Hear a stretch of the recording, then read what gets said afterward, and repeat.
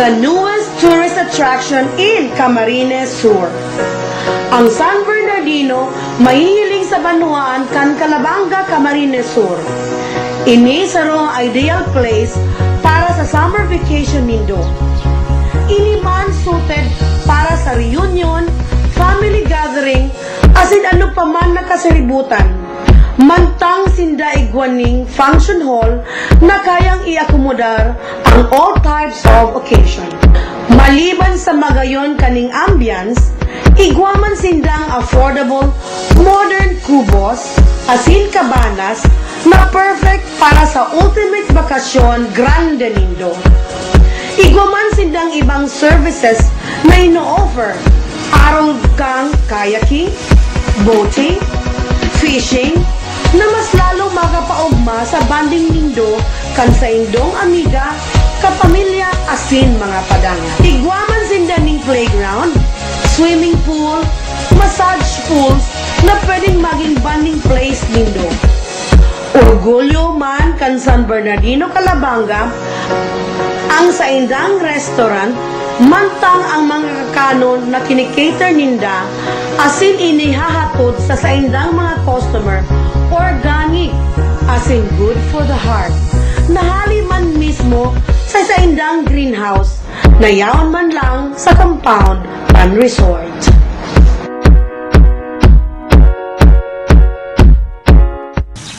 Partner, ang ganda ng lugar, kahit matindi ang init, ang ganda dito sa The Village at San Bernardino, di ba? Yes, that's why we're inviting everyone.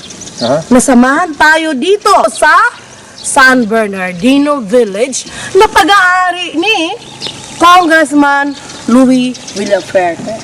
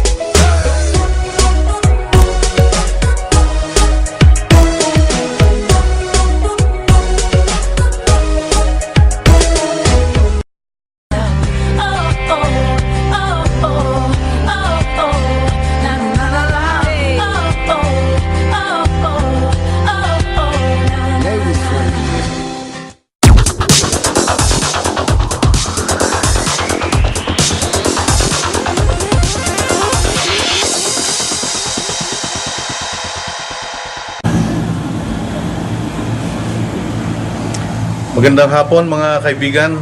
Tuloy-tuloy pa rin ang paghatid natin ng mga kwento sa segment natin na Bidang Bicolano. Partner? Ngayong hapon mga kaibigan, marami naman tayong malalaman na ideas, exceptional thoughts and inspiration mula sa ating kapwa Bicolano na si Karen K. Carranza. Oh yan, partner. Ipapakilala natin ngayong hapon ang isang young lady na dapat tularan at iduluhin ng mga kabataan ngayon. Let's go, partner! Ipakilala natin sa lahat si Miss Karen K. Carranza. Okay.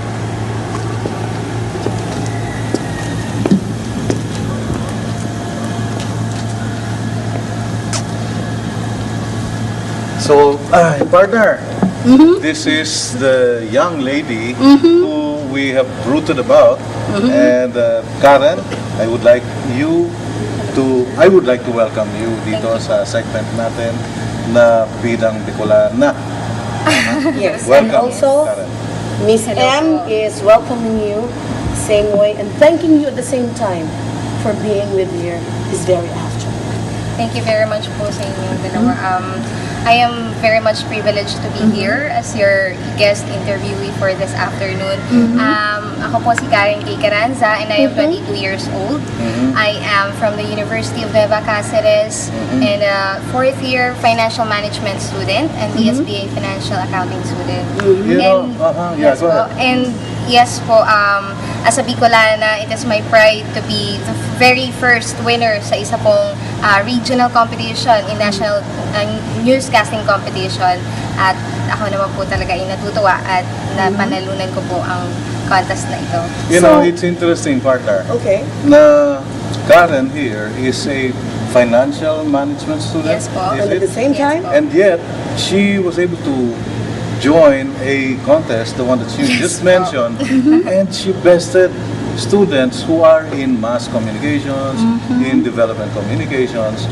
Karen, tell us about what happened, how you were able to win that competition. Ako po naniniwala na nung una po na ako ay sumali, guts lang po ang aking puhunan. puhunan at ang aking faith. Good looks. Siguro po. Siguro po. Kasi ako po nung una, nung bata pa po ako, talagang it is my dream to become a newscaster. Only that my mother would often tell me na kalimutan ko na lang daw po yung pangarap kong yun kasi masama daw po yung strive ko pa yung dream kong yun dahil sa ngayon po yung mga balita po kasi may mga killings po ng mga reporters. Kaya sabi niya po sa akin, iba na lang ang i-pursue mong degree. Yan po. But anyway, Karen, that is your latest achievement. Yes, So po. tell us about it. I never thought and expected po na magkakaroon ako ng opportunity katulad nito. Kasi since kumbaga na-divert na po yung aking focus, nasa business course po ako ngayon. So I never expected na magkakaroon pa ako ng opportunity. And since I don't have a background in news reporting, news writing, I doubted myself kung kakayanin ko. Pero sabi ko po sa sarili ko, if I won't grab this opportunity, there will never be any opportunities that will come my way. Malapit na po akong graduate at hindi na po ako magkakaroon pa ng ibang opportunities na katulad nito. Kaya green up ko na po talaga, lakasan lang po ng loob. Actually po, nung sinabi ko po sa din namin na sali po ako, nag-volunteer lang po talaga ako without even her asking me to join. Nagsarili lang po. So you do believe sa kasabihan, opportunity knocks once but never twice. Yes. So you grab that opportunity. But as we go on with our interview, you will know that this is for you. Kahit anong daang-daang pang taon ng dumaan, if this is for you, this will be for you. Yes po. Naniniwala po ako. So how young are you, Karen? I'm 20 years old po as of this moment. Okay? Yes po. Ang napanalunan mo ay nangihinggil or tungkol sa journalism or broadcasting. Yes So po. paki-clarify nga ito para naman yung mga youth na naghahangad na maging katulad mo ay magkaroon din ng inspirasyon to dream high, to dream big, and to dream on. Yes po. Kadalasan po sinasabi kasi nila na to have a specific goal, dapat nandun din po nakaayon lahat ng gawain mo or nasa buhay mo. Pero sinabi po sa akin ng isa pong national reporter, na si Mr. George Carino, sabi niya, hindi kailangan na dapat yan na ang profession mo, yan ang pinag-aralan mo, maging mass communication student ka, para meron kang chance na manalo sa ganitong competition. Sabi niya po, if you have this hard work, if you are really determined to do your best, then you will be able to achieve it. And ako po kasi, naniniwala po ako na bilang isang estudyante, dapat po we get the opportunity to learn more, to achieve more, dahil kung hindi po, wala na tayong pagkakataon na makuha pa yung mga gusto nating ma-achieve. Very well said, partner. Ano pa kayong idudugtong mo sa mga salitang tinura ni Miss Karen K. Carranza? You know, Karen said something about dreaming. In spite of the obstacles, there will be what you call dream stealers. People who are very close to you will tell you, you can't make it. But with determination, with courage, and with a lot of hard work, you can achieve your dreams. That is what Karen is saying, is talking about. So, sabihin natin, tibay ng bibig at kapal ng mukha. You can dream big, right? So, ano pa yung mga experiences mo na ito'y may sa katuparan mo? Anong unang Miss M? Actually po, nung bata po ako, I really doubted myself. Napakababa po ng self-esteem ko kasi may birthmark po ako sa mukha. So I thought, kapag ganun po, palagi ka tinutukso and then yun po pinabababa nila yung loob mo. Pero I did this for myself, not to revenge those people na akala nila or napupush sa akin pababa. Naniniwala po kasi ako na the best way for you to succeed is to be able to make yourself grow. Yan po. Kasi kung hindi ka naman po mag-grow sa sarili mo, you'll never be able to grow others. So, ako po naniniwala as a person, it is my responsibility, it is my calling to grow others. So, hindi lang yung sarili ko, pati yung iba pang tao, na maniwala din po sila sa sarili nilang kakayanan. At kaya, meron kang hawak-hawak ngayon Yes. as a proof. Diba? And, Kaya po, it is my great pride to be the first ever winner ng isang regional newscasting competition. This is, kumbaga, this would justify that I am able to make myself grow, that I am now competent enough, that I am competitive, and that I can overcome anything that would come my way. Yeah. hindi lang yon partner. Sa pamamagitan niya, you'll be able to inspire a lot of youth for today na may pag-asa ang ating bukas. But it should start within yourself Yeah. at pananalig sa buong may kapal. Now, partner, I'd like to ask Karen. Karen, your communication skills help you become a student leader, Yes. right? Oh, tell us about that. Yan. I started when I was in elementary po.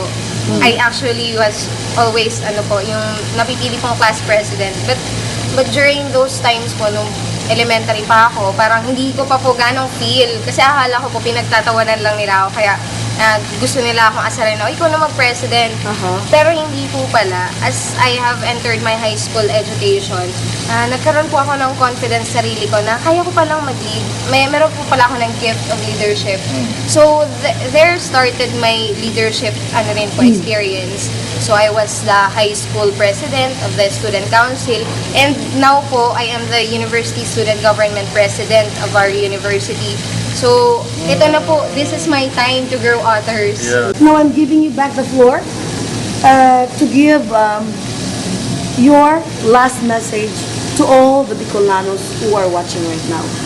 Sa lahat po ng mga Bicolanos, especially po sa mga kabataan natin dito sa Bicol, I believe that there are thousands of us na mga achievers and mga gusto pang mag-achieve. I would like to only say na we should not stop dreaming. We should not cease believing in ourselves because we are the only ones who will be our own hindrance kapag pinigilan po natin ang ating sarili. So, para po sa inyo lahat, I have now taken my own account of doing my best to become an achiever. Now, it's your time. It's your time to not only to shine, but grab your opportunities, your rare stars to become whatever you want to be in life. Okay, so Very well yes, said. Karen, congratulations and thank you for being our guest this afternoon. We want you to move forward and move on and explore greater heights. Karen, thank you once again. I know everything here. Tataas ang rating namin. Salamat. Thank you so much. Ano po, manood po yung palagi na show nila. Yeah. So mga tugang, again, ining sa sarong hoben na modelo na ang bawat bagay sa mundo kayang gibuhon with your guts and with the help of the Lord. Partner, sabi ko nga, The Marian Cabral Show will be right back after a few reminders.